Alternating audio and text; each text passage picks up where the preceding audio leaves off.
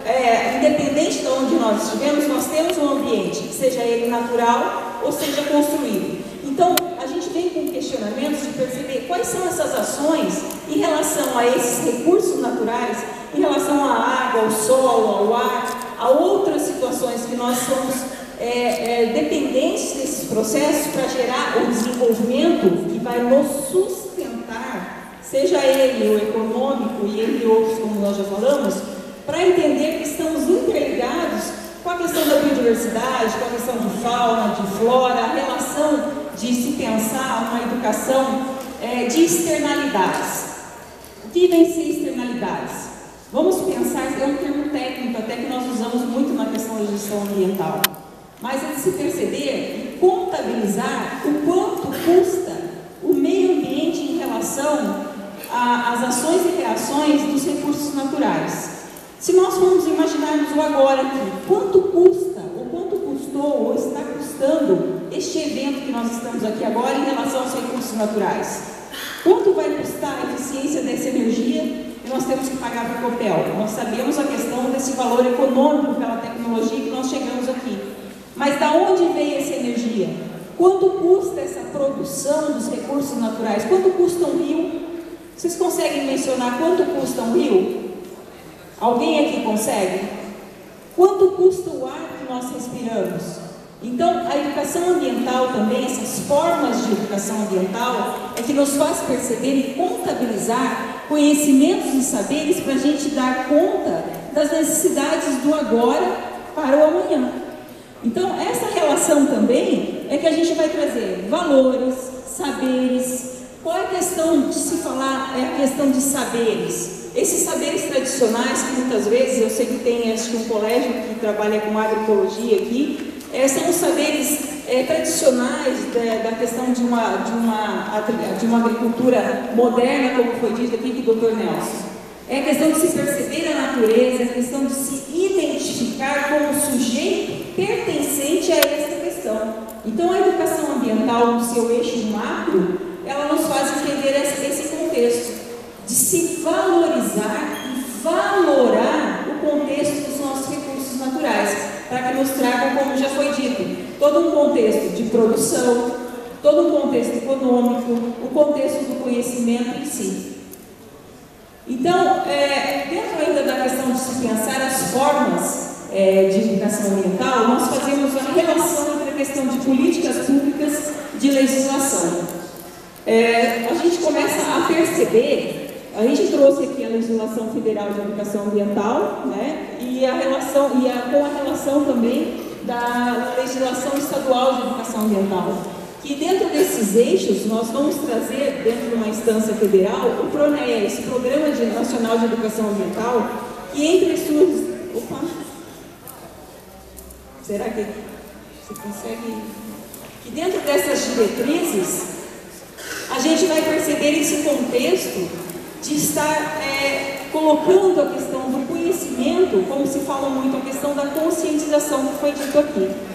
A gente entende que a conscientização ambiental, ela faz parte de um processo, de um exercício onde o conhecimento formal que nós temos dentro da escola, com as disciplinas, com o currículo, ela vai fazer a interação com a questão desse conhecimento não formal.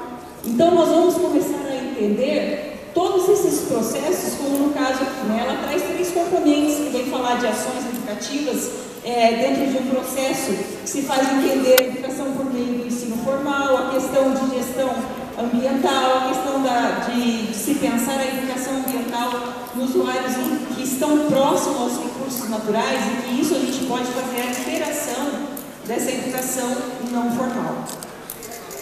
Então, para a gente cair mais dentro, específico no estado do Paraná, dentro da questão da política de estado de educação, nós temos o órgão gestor. E o órgão gestor nada mais é que uma gestão de responsabilidades compartilhadas, que é por meio da SEMA, da Secretaria de Agricultura, da Secretaria de Saúde, da Secretaria de Ensino Superior e da Secretaria de Agricultura e Abastecimento. Nós trazemos eixos para se discutir programas, para se discutir relações de tamanha importância, para se fazer entender se fazer internalizar, como nós já mencionamos, a questão de programas que fazem parte da nossa gestão de responsabilidades compartilhadas, que no caso, né, a gente colocou aí mais para frente, a questão da própria Emater, com programas onde, como o Plano de Seu Futuro, a questão do programa de gestão de uso e água em microbacias. Então, o próprio órgão gestor, ele vai estar unificando por meio da educação ambiental, que é junto da SEMA, e trazer essas diretrizes para que ocorra a educação formal e não formal. E a gente já percebeu aqui, até foi mencionado, a questão da problemática do uso e ocupação do solo. E que se a gente for fazer uma análise bem mais profunda, a gente vai entender que essa problemática do solo, muitas vezes, ela não está sendo dita diretamente dentro da escola, dentro dos conteúdos curriculares, dentro do contexto disciplinar, se não for especificamente dentro de um curso de agronomia, ou mesmo um curso técnico específico, né, da educação formal. Então, a gente vem percebendo que, muitas vezes, esse contexto ambiental, ele é mencionado quando cai em uma temática específica, que ultimamente tem sido a problemática da água, mas que, diretamente, as consequências dessa problemática da água está interligada ao uso e ocupação desse solo. Seja, na verdade, como vocês já viram vários filmes e fotos, imagens, na área rural, mas quanto urbana. Porque, na verdade, não se percebe a questão da problemática de impermeabilização do solo. Na área rural, essa impactação do solo em relação a tipos de agricultura não moderna, como já foi dito aqui do Dr. Nelson.